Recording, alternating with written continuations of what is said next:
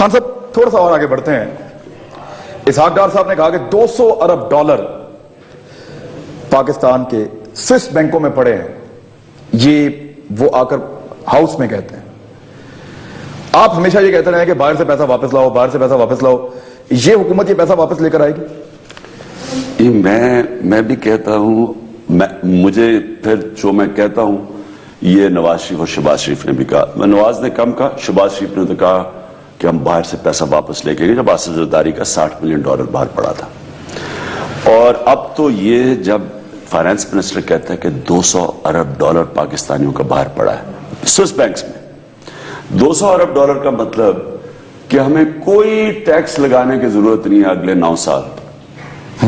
اگر 200 ڈالر آ جائے نا، کوئی ٹیکس لگانے کی ضرورت نہیں ہے. آپ کے پاس اتنا پیسہ 9 سال تک ہم گزارا کر سکتے ہیں. تو اب سوال یہ ہے، بہت سارے ڈیم بنا سکتے ہیں، بہت سارے منصوبے شروع کر سکتے ہیں. بات یہ ہے کہ یہ 200 میں شروع سے کہتا ہوں کہ یہ بڑا امیر ملک ہے ہمارا. اس کو غریب بنایا گیا ہے ایک چھوٹے سے طبقے نے. اب یہ چھوٹے سے طبقے کا پیسہ پڑا باہر، کون ان کو ہاتھ ڈالے گا؟ کیا وہ ہاتھ ڈالیں گے جن کے خود اپنے پیسے باہر پڑے ہیں؟ اسحاق ڈار صاحب کیا کریں گے؟ پہلے تو وہ جب جائیں گے اس کے اوپر تو اگلے پوچھیں گے جی، کیونکہ میں بات کر رہا ہوں، ایک خلیج ٹائمز میں آرٹیکل نکلا ہے، ان کے بیٹوں کی پراپرٹی بتائی گئی ہے. $100 ملین کے 2 ٹاورز ہیں، $1 ملین کے 2 ٹاورز ہیں، بلاک آف فلیٹس ہیں. وہ کہتے ہیں گاڑی وہ رینٹ آؤٹ کرتے ہیں، وہ 15 کروڑ کی گاڑی ہے رینٹ آؤٹ کرنے کے لیے. 15 کروڑ کی گاڑی کی قیمت ہے.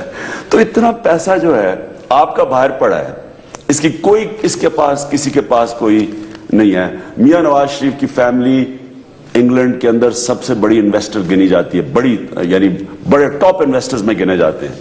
سوال یہ ہے کہ یہ کیسے پیسہ واپس لے کے آئیں گے جب آپ کا اپنا پیسہ باہر پڑا ہے؟ اگلے آپ سے سوال پوچھیں گے. یہ کبھی بھی آصف زرداری کے جو $60 ملین نہیں لا سکتے. سال ہو گیا، کہنے کی ضرورت کیا تھی؟ وہ بات